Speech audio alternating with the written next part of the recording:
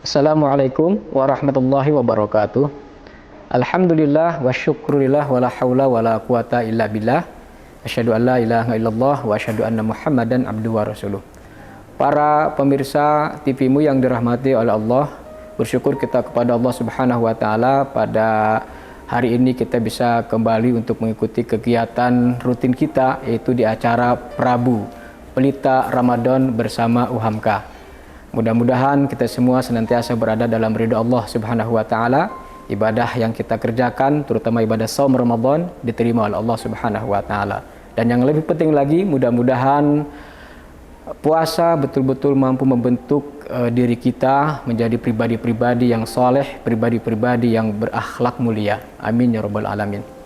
Izinkan saya pada kesempatan kali ini untuk mengangkat sebuah tema yang berkaitan dengan dahsyatnya zikir haukalah.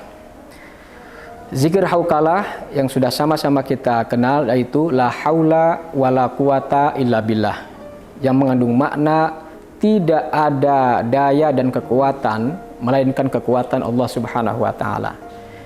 Zikir ini, kalimat ini begitu singkat ya, ringan diucapkan, tapi bobotnya, maknanya sangat luar biasa, yang menunjukkan bahwa kalimat ini, zikir ini, ada pengakuan bahwa tidak ada kekuatan itu melainkan kekuatan Allah. Artinya Allah maha besar, Allah maha kuat, Allah maha gagah. Sebaliknya makhluk seperti manusia memiliki sifat-sifat yang lemah, tidak berdaya. Oleh sebab itu kita diwajibkan ataupun diperintahkan untuk senantiasa memohon, bermunajat kepada Allah Subhanahu wa taala dalam setiap keadaan, terutama ketika kita dalam keadaan ataupun diuji dengan satu musibah ataupun kesulitan yang menimpa diri kita.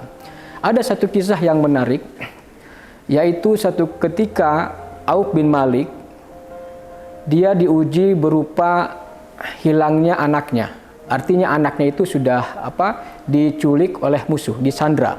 Ya. Bayangkan ya, seorang anak diculik atau hilang, bagaimana perasaan orang tua? Pasti galau, pasti gelisah, pasti sedih, ya, karena itu adalah anak yang dicintainya.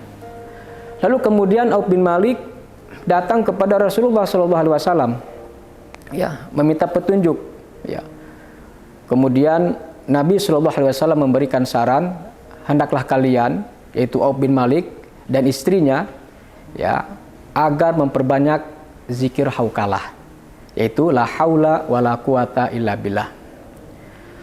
Tidak lama kemudian, ketika suami istri itu yang sedang mendapatkan duka ataupun masalah dan kemudian mengamalkan tausiah ataupun usulan arahan daripada Rasulullah untuk memperbanyak zikir, maka kemudian musuh yang tadi menangkap ataupun menculik anaknya itu dia lengah, ya, entah itu tidur ataupun apa ya.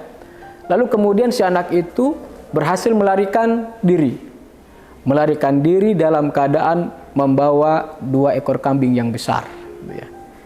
Nah, apa hikmah ataupun ibrah dari kisah ini? Ya. Yang pertama, bahwa hidup kita ini tidak selamanya senang, tidak selamanya bahagia. Siapapun manusia nanti akan diuji oleh Allah Subhanahu wa taala, entah itu kesulitan atau sakit apa saja.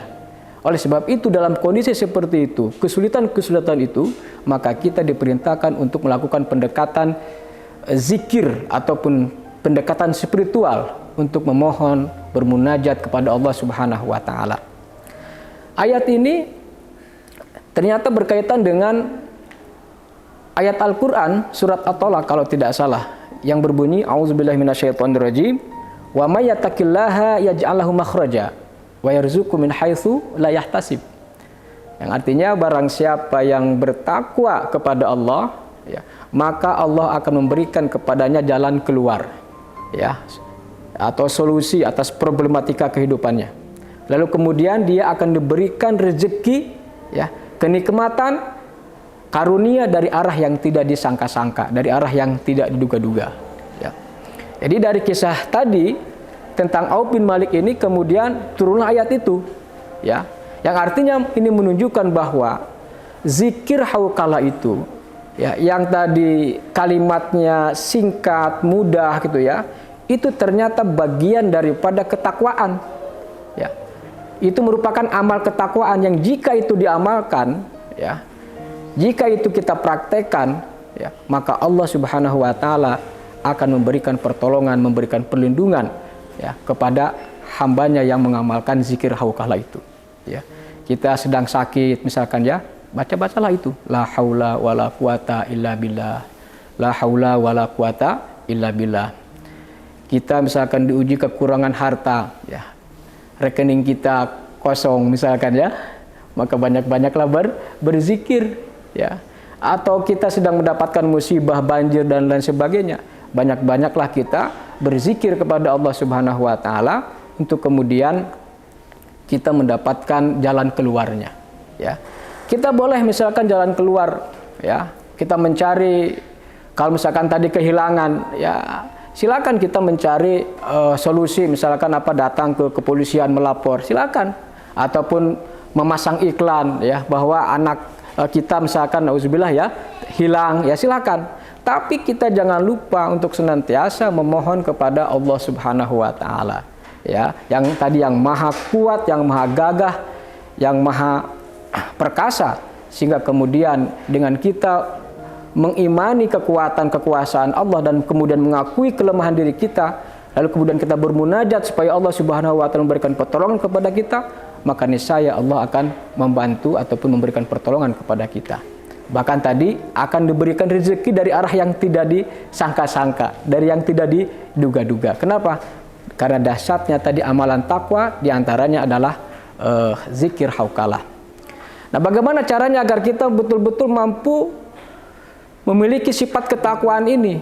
Maka tentunya ibadah puasa, ibadah saum Ramadan yang kita kerjakan ini betul-betul berefek, memberikan manfaat yang sangat kuat, membentuk pribadi-pribadi yang muttaqin, sebagaimana tujuan ataupun esensi daripada ibadah saum, sebagaimana disebutkan dalam Al-Quran surat Al-Baqarah ayat 183. A'udzubillahi minasyaitonirrajim.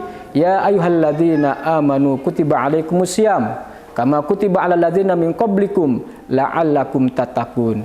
Wahai orang-orang yang beriman, telah diwajibkan kepada kalian ibadah saum, ibadah puasa, sebagaimana diwajibkan kepada orang-orang terdahulu. Untuk apa tujuannya? Supaya kalian menjadi orang-orang yang bertakwa, yaitu dengan maknanya melaksanakan perintah Allah dan menjauhi segala bentuk larangan-larangannya. Mudah-mudahan kita semua senantiasa diberikan kekuatan kesabaran oleh Allah Subhanahu wa taala untuk memiliki sifat ketakwaan ini, dan juga bisa istiqomah untuk menjalankan ketaatan ataupun zikir kepada Allah Subhanahu wa taala.